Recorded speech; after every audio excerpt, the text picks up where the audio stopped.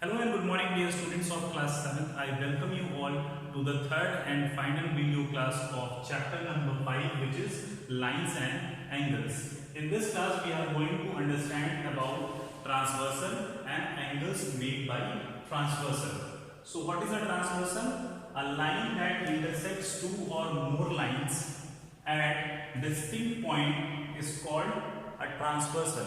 For example, let this be a line called as L and this be another line called as M. Okay, and let this line cut both of these lines at distinct point and its name be P.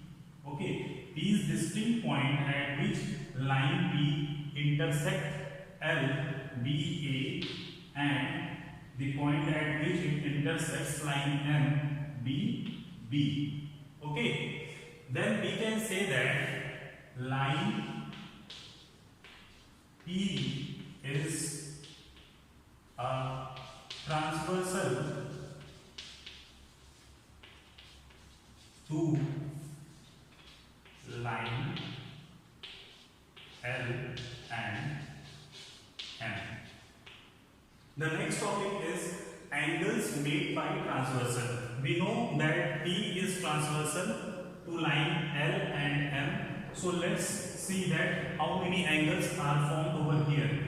Let this be angle 1, this be angle 2, this be angle 3, and this be angle 4. Similarly here, this be angle 5, this one be angle 6, this one be angle 7, and this one be angle 8. So in previous class we have studied that if two lines intersect at a particular point, then the angles formed opposite to the vertex A, like angle 2 and angle 3, are equal. Similarly, angle 1 and angle 4 are equal. In this case, B is the vertex and angle C and angle 7 will be equal. Angle 5 and angle 8 will be equal. Okay. Now there is introduction of few new angles. The first one is interior angle. So what is an interior angle? As we can see that line L and line M have interior part. So we can say that the angles inside line L and line M are interior angles. So which are interior angles over here? Angle 3, angle 4, angle 5 and angle 6. Okay. Angle 3, angle 4, angle 5 and angle 6. The angles which are inside these two lines is called interior angles. Similarly, the second one is exterior angle. So what are exterior angle over here? Except interior angle, the angles formed is exterior angle, like angle 1, angle 2, angle 7 and angle 8, because they are exterior to these lines L and M. Okay, so exterior angle becomes angle 1, angle 2, angle 7 and angle 8. Now moving to next type of angle, which is pair of alternate interior angle. So what is the condition of pair of alternate interior angle? Have different vertices, means both the angles should have different vertices, are on opposite side of transversal, means both the angles should lie opposite to the transversal. Third condition is lie between the two lines L and M. So can we identify the pair of alternate interior angles over here? So the condition is that they should be formed at different vertices and they should lie opposite of the transversal, right? And they should also be inside the line L and M. So angle 4 and angle 5 are opposite to the transversal, are inside the line and formed with opposite vertex. So angle 4 and angle 5 are pair of interior alternate angle. Similarly, angle 3 and angle 6 are pair of alternate interior angle. Now moving to the fourth type, which is pair of alternate exterior angle. The condition for this is both the angles should be formed on different vertices, are on the opposite side of the transversal and lie outside the two lines. Now look here, these are the vertices and the angles should be formed outside the line, like angle 1, angle 2, angle 7 and angle 8.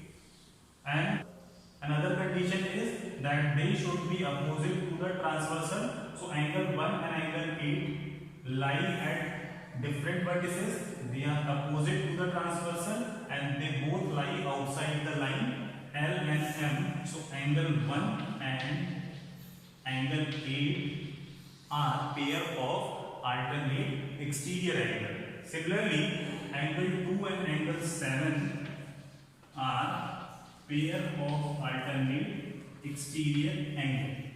Now moving to next type of angle, which is pair of interior angles on the same side of transversal. This means that the angles on the same side of the transversal is the first condition and they should be inside the lines L and M. So this type of angle can be identified as angle 4 and angle 6.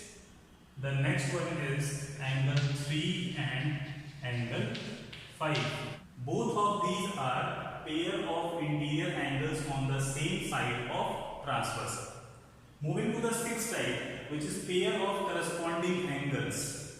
What are corresponding angles? The first condition is have different vertices. Means both the corresponding angles should have different vertices. Second condition is are on the same side of the transversal. Means both the angles should lie on the same side of the transversal. Third and most important point is are in corresponding position relative to the lines. Means either they should be above the line or they should be below the line. Either they should be left of the line, that is transversal, or to the right of transversal. So see this angle 1 and angle 5. They both are above line L and M. So they are corresponding angles. Also they are on the same side of the transversal. And the third condition, they are at different vertices as well. So angle 1 and angle 5 are corresponding angles. Similarly, angle 2 and angle 6 are corresponding angles. Angle 3 and angle 7 are corresponding angles. And in the same way, angle 4 and angle 8 are corresponding angles. Now moving to special case, which is two parallel lines and a transversal. It means that the transversal P is intersecting two parallel lines L and M. So what are parallel lines? I have told this in the first class that two lines are said to be parallel if they never meet or the distance between these two lines is always same. Now, what change do we observe in the case of two parallel lines and a transversal? The corresponding angles become equal. Means corresponding angle 1 is equal to angle 5. Right? Corresponding angle 2 is equal to angle 6. Angle 3, which is corresponding to angle 7, becomes equal, and angle 4, which is corresponding to angle 8, become equal. Now what change we observe in alternate angles? The alternate angles become equal. So the first alternate angle is angle 3 and angle 6, they become equal. The other alternate angle is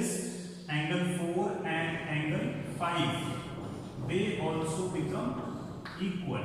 The next alternate angle is angle 1 and angle 8, which is exterior alternate angle. They also become equal.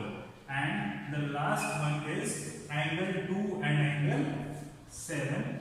They also become equal. Now what change do we observe in angle on the same side of the transversal? The angles on the same side of the transversal, which is either the right side or the left side, their sum becomes 180. They become supplementary. So we can say that angle 4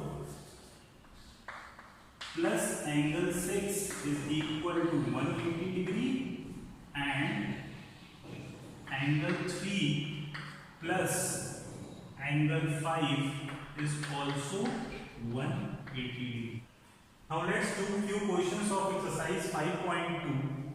Taking on question number 3, in the adjoining figure, P is parallel to Q, find the unknown angles. Means the question says that line P is parallel to line Q, and this particular line intersects these two lines at a particular point, and there is a formation of few angles.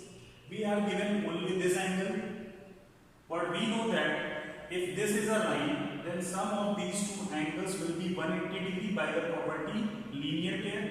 So angle E plus 125 degree is equal to 180 degree. The property we are using is linear pair. Okay, so angle E becomes 180 degree minus 125 degree, which is 55 degree. Okay, now we can see that angle E and angle F are vertically opposite angle. So angle F becomes angle E, which is 55 degree by vertically opposite angle property. Now what we can say about 125 degree and angle D? They are corresponding angle. So angle D is equal to 125 degree by the property of corresponding angles. They become equal because lines are parallel. Okay. Angle D and angle B are vertically opposite angles. So angle B is equal to angle D, which is 125 degree by vertically opposite angle property. What about angle A? Angle A is corresponding with angle E because P and Q are parallel. So angle A is equal to angle E, which is 55 degree by the property corresponding angle.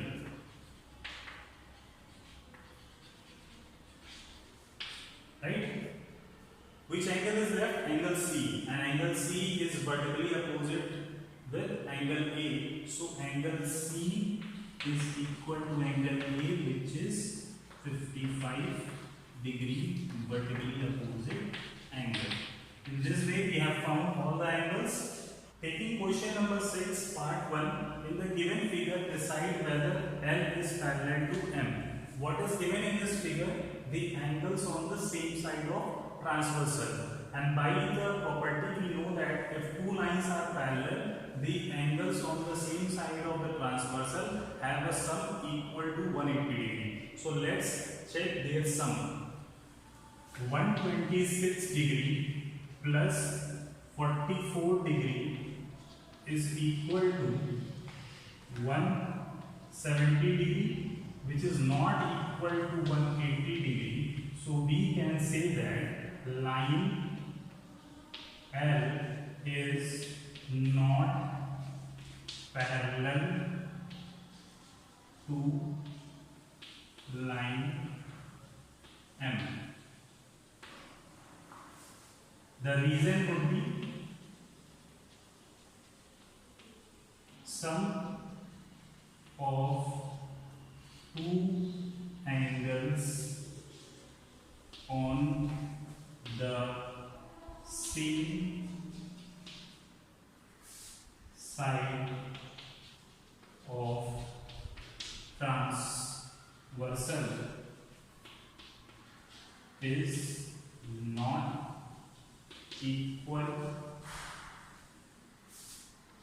to 180 degree. Part 3 of question 6. The diagram is like this. This is angle 57 degree. This is 123 degree. And we have to prove whether the line L is parallel to M. So what we know that these two angles should be equal because they are vertically opposite angles. So let this angle be Y. So we can say that angle Y is equal to 57 degree by the property vertically opposite angle. Okay.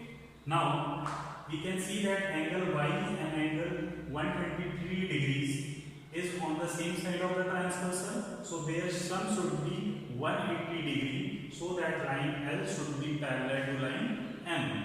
Let's check it. Angle Y plus 123 degree is equal to 57 degree plus 123 degree, which is equal to 3 plus 7 is 10, so 1 carry over, 6 plus 2 is 8, 180 degree. So we can say that line L is parallel to line M, and the reason we shall give for this is since the sum of two angles on the same side of transversal is equal to 180 degree.